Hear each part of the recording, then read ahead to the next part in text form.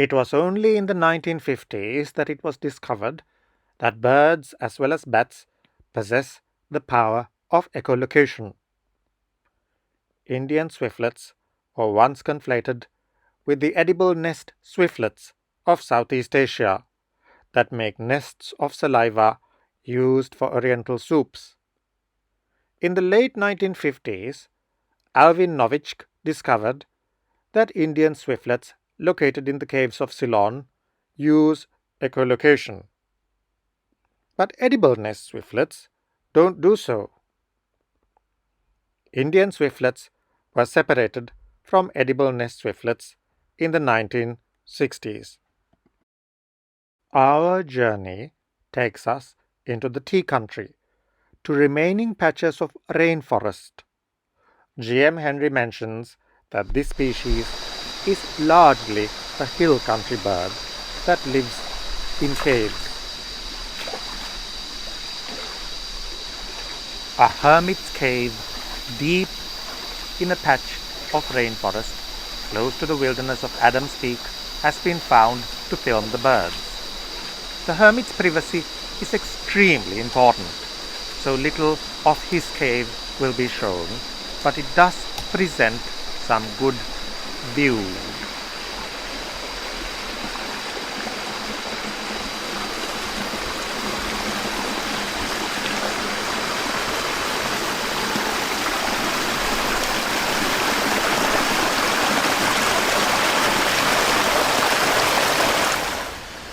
Low-growing bamboo thickets are a characteristic feature of these rainforests.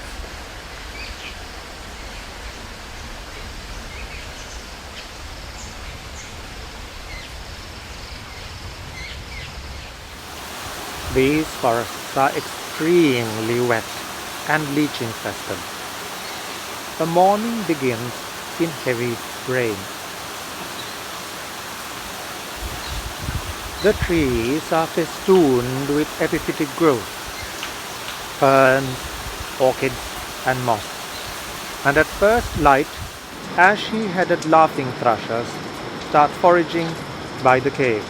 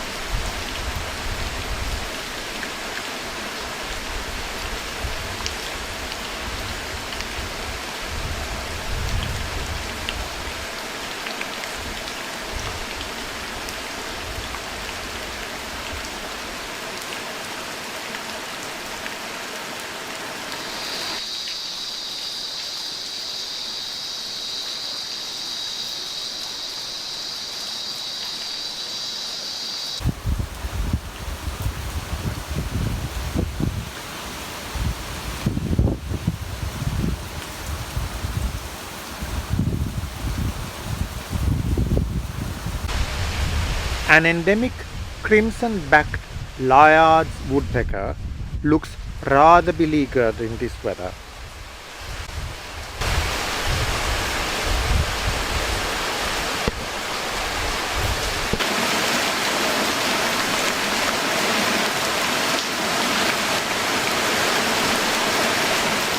This is Layard's woodpecker falling.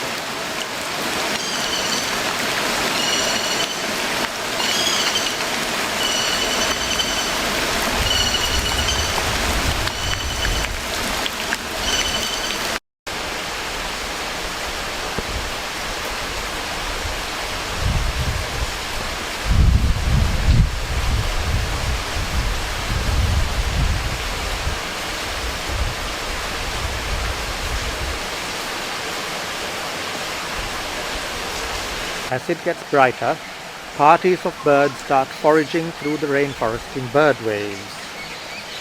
The bird waves are led by the endemic orange-billed warbler.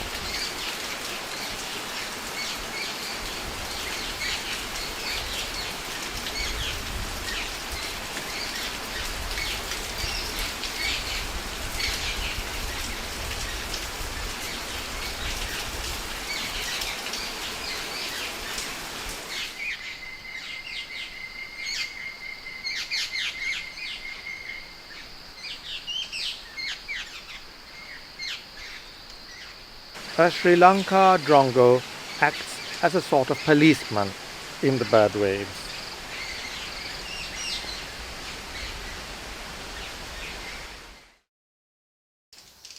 But there is a bird that does not join the bird waves. That is our Indian swiftlet that makes a rattling call as it flies for echolocation. It is extremely fast, less than 1 second in the following clip, so we have slowed it down, entering the cave.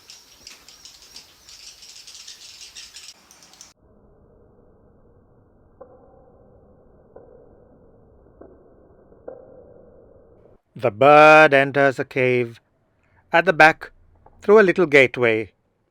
It is pitch black in the cave. Being closely related to edible nest swiftlets, they have made nests using their saliva with bits of moss. It is late August, and it appears these birds have started breeding for a second time in the year. Like most birds in the tropics, they are double-brooded.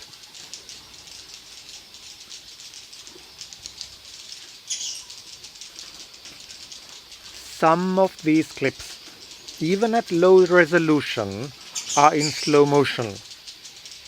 We can see how swiftlets are related to hummingbirds as they hover and struggle for space.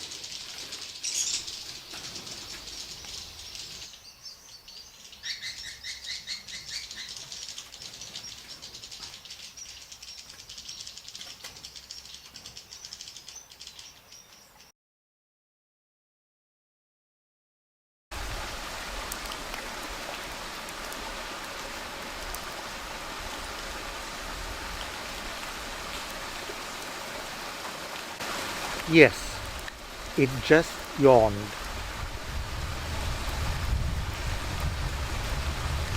Later in the morning, young jungle fowl cocks have gathered in the hope of some food.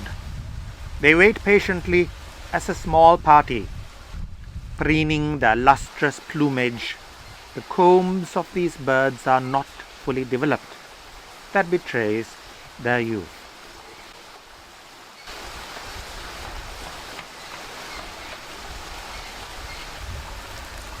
Though closely related to domestic chickens, these are wild birds and endemic to Sri Lanka.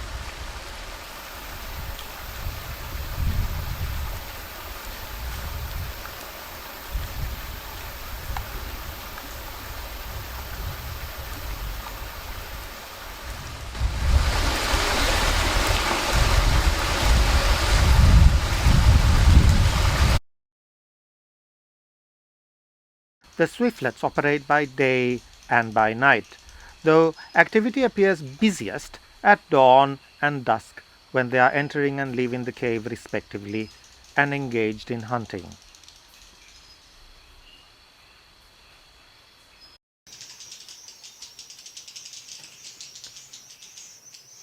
The nest is made of hardened saliva, and you can see it incorporates some moss.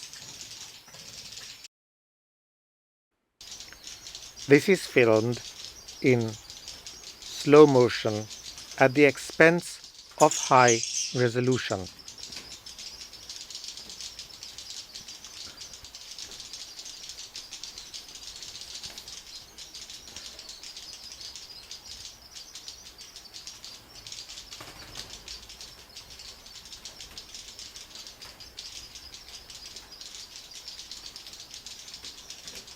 It is pitch black in the cave, but the birds are quite at home, navigating using echolocation that we can hear, unlike insectivorous bats that are even more specialized for echolocation and call at frequencies beyond the range of human hearing.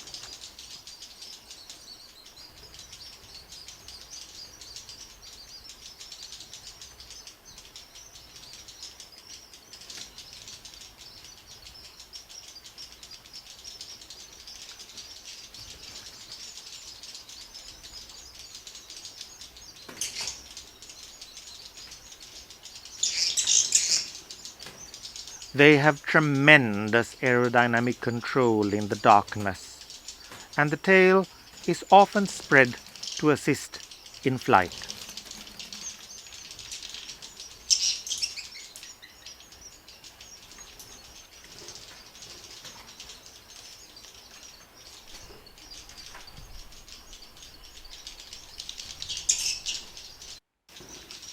Underneath these nests is a thick pile of hardened guano, inches deep. It is fairly musty.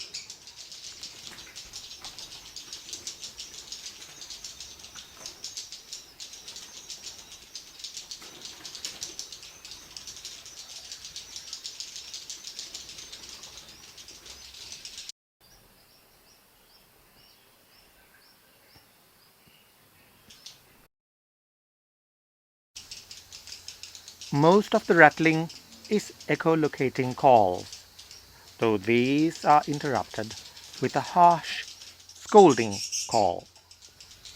This screeching is characteristic for swifts, both in their colonies and while hunting for food on the wing.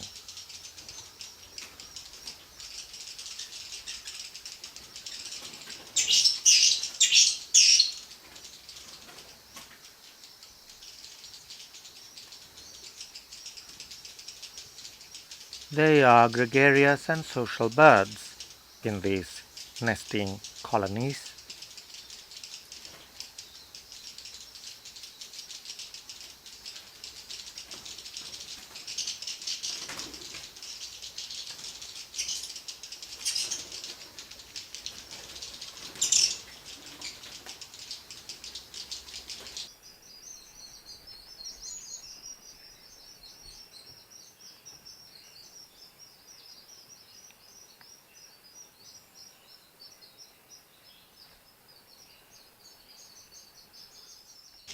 Notice that these birds have longer wings than their tail.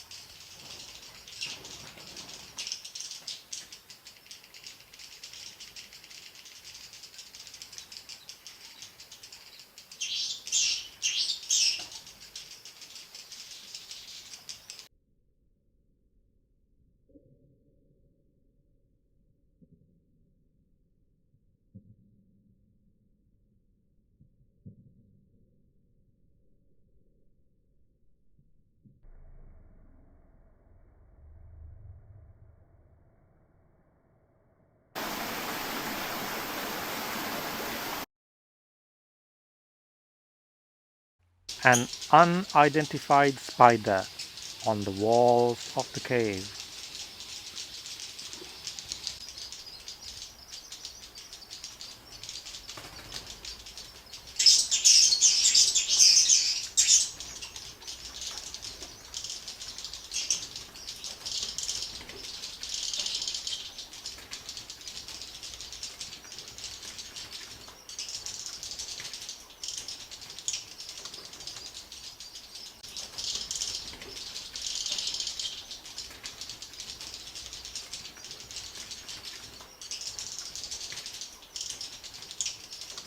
They have feet like hooks and can cling both vertically and upside down.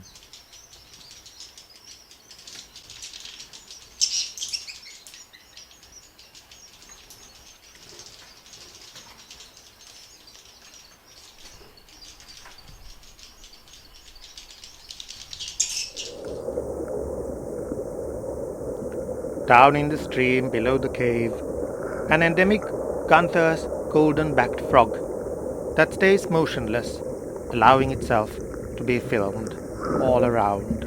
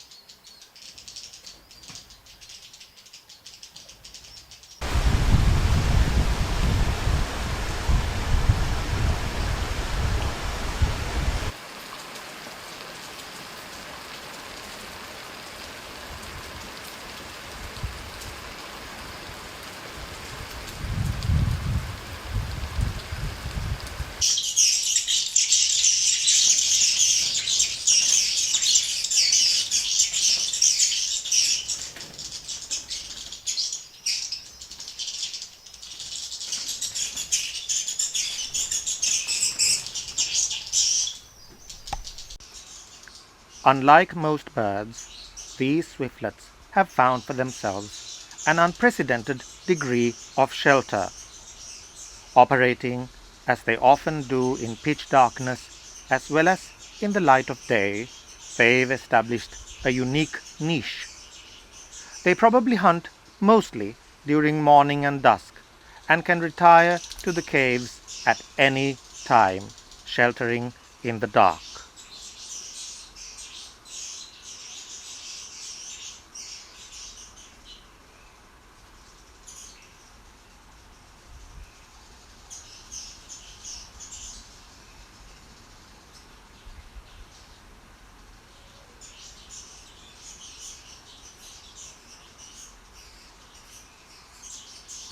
They are not renowned for their color, and this is probably why they were so easily confused with related species such as the edible nest swiftlets.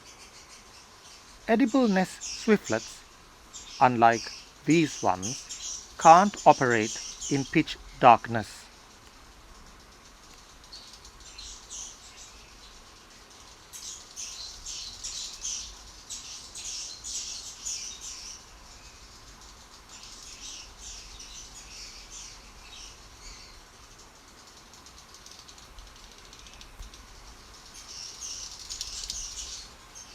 There is still much we do not know about these birds.